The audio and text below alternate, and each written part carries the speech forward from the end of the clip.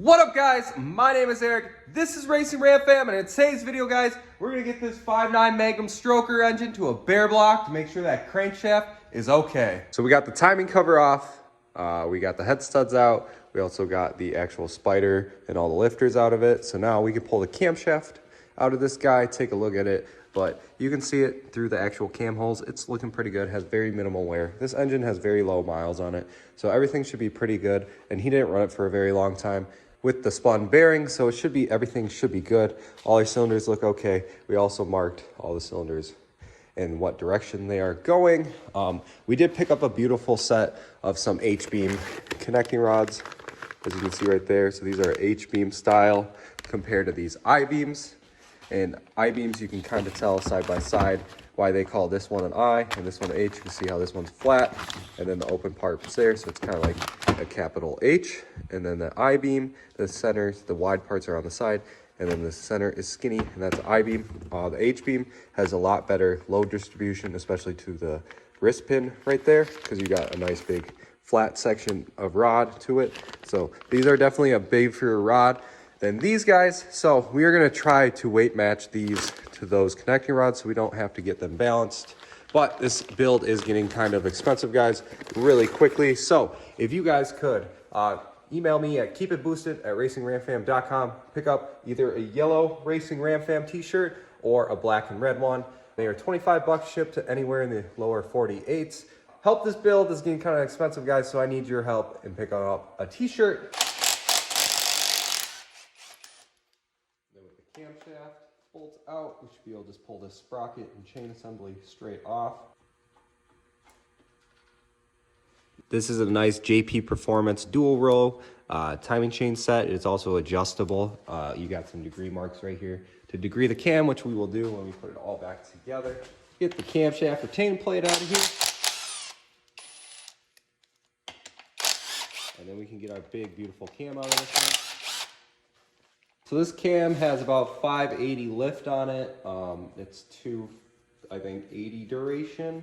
I'd have to look back at the specs again, but this cam is definitely a lot beefier than the camshaft that we have in Whitie right now, because this one's 540 lift and like 220-ish duration. This is a Crower custom ground cam. I looked up the part number and it is non-existing, so I'm gonna guess this was a special grind for this motor itself. Or a custom grind for this motor itself. Special grind.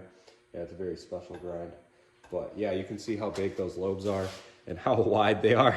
This is a big cam. This is definitely a lot thicker than what's in Whitie right now. I don't really remember these cam sprockets being press fit, but obviously this one doesn't want to come off, so we're gonna use a puller quick here to get it off. Yeah, I don't remember these being press fit. Huh, I guess it's been a while since I've worked on one. So you can see the +2, -2. That one's -2, that one's 0. So this is actually to degree the cam on how far you want to add to it. So if you retard the cam, you're gonna be making higher end horsepower. And if you advance the cam, you're gonna be making all your power in the lower end RPM. And the other thing I noticed too is that cam bearing right there. If you guys can see, there's a chunk missing from it. Yeah, we're definitely gonna have to put some cam bearings in this, which is fine by me, because I would rather have everything be fresh than try to reuse stuff. And it does have some weird wear, so some metal definitely went through this motor. Now we're gonna flip the motor upside down, and we'll start popping rods and pistons out of this bad boy.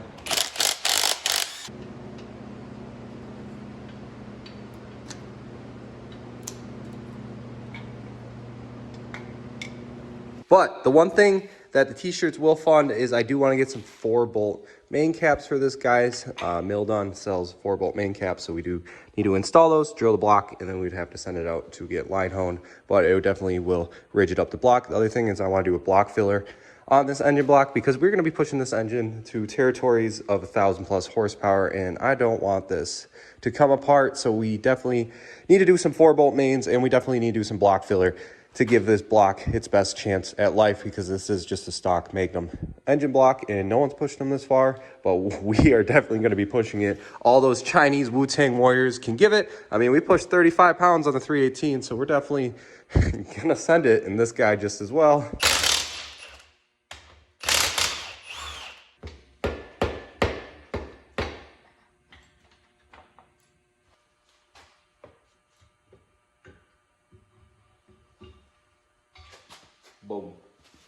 So all the actual crankshaft bearings are looking pretty good. Nothing crazy wear on those guys, unlike our connecting rod bearings, which were looking terrible. The crank's got little scratches on it, but I definitely think the mains journals can just be polished out. You can't feel it with your fingernail.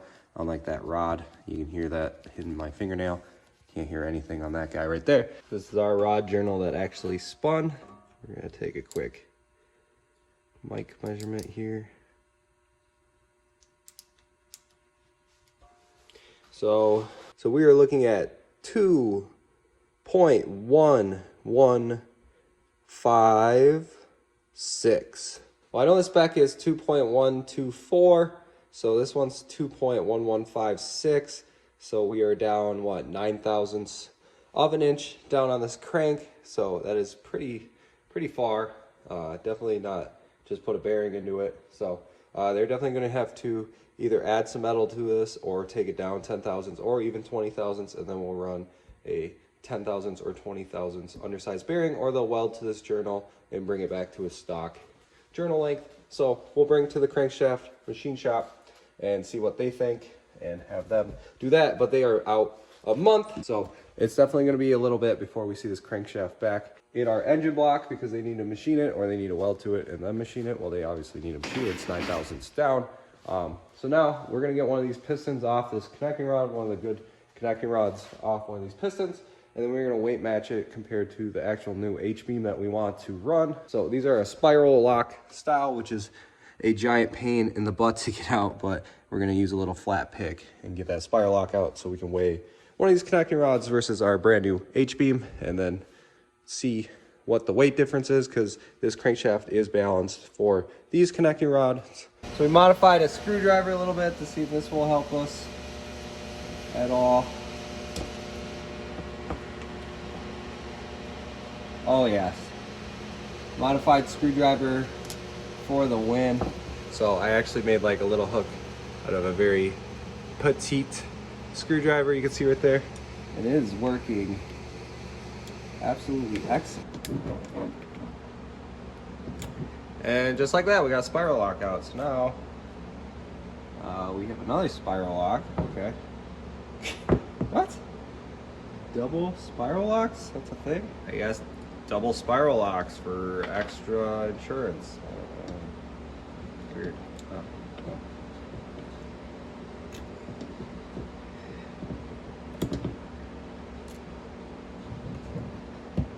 And our pin, because this is just a floating pin, should just slide out. Spiral locks. That's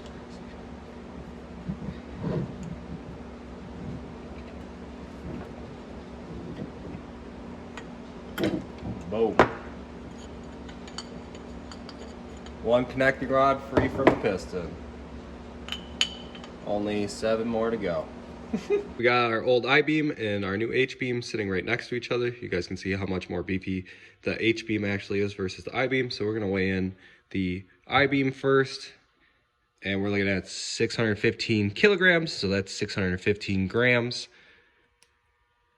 And then weighing on our big, thick H-beam, we're looking at 685 kilograms, which is 685 grams. So it's definitely a lot heavier. We're talking about like, what, 70 grams bigger on our H-beam. So we're definitely going to get the rotating assembly balance. So guys, we need to sell some t-shirts to afford this. So definitely go down, email me, keep it boosted at Racing Ram Fam, pick yourself up a yellow or a black Racing Ram Fam t-shirt to fund the Stroker build, because she is not cheap.